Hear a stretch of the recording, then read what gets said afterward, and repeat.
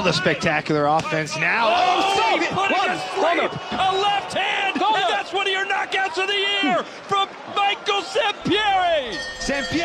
L'appuntamento con la Trieste Fight Night organizzata da Alessandro Gotti è per sabato 11 luglio alle 20 in Molo Pescheria. Siamo in compagnia di Michael Sampieri, che sarà il protagonista del combattimento forse più atteso. Sarà un combattimento di kickboxing perché Michael è appunto campione di questa specialità. Combatterai contro un avversario che arriva dalla Lituania. Esatto, combatterò contro un lituano, abbiamo preparato bene questo match, non vedo l'ora, vi aspetto in tanti, ci vediamo a Trieste questo sabato a infuocare il palazzetto. Che cos'è la disciplina del o della kickboxing? È una disciplina principalmente formata da, si danno pugni, calci e ginocchiate. Il mio match sarà basato su 3 round da 3 minuti con 1 minuto di recupero.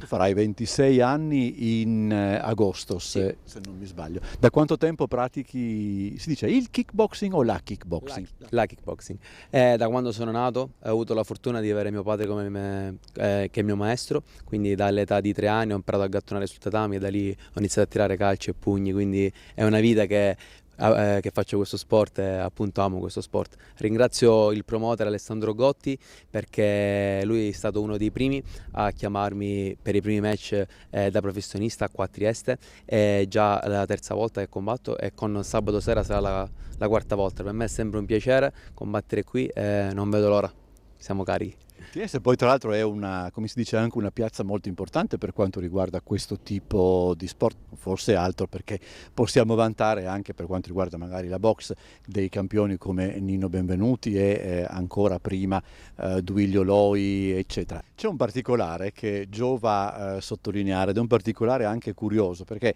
tu alla carriera di kickboxer alterni anche quella di modello. Ora la domanda potrebbe essere anche banale, non vanno in contrapposizione forte queste due attività?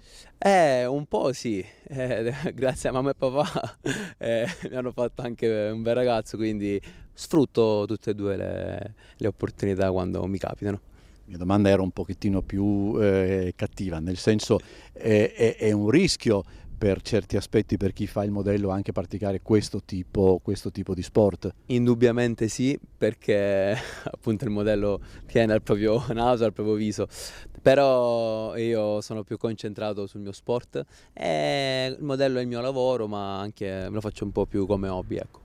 Allora, prima di dare nuovamente l'appuntamento per sabato alle ore 20, ricordiamo anche uno sponsor importante che tra l'altro è quello che appare anche c'è il logo proprio sulla tua camicia. Sì, NCA, che ringraziamo. Allora, appuntamento sabato 11 luglio alle ore 20 in Molo Pescheria. Ti aspetto a tutti, a sabato.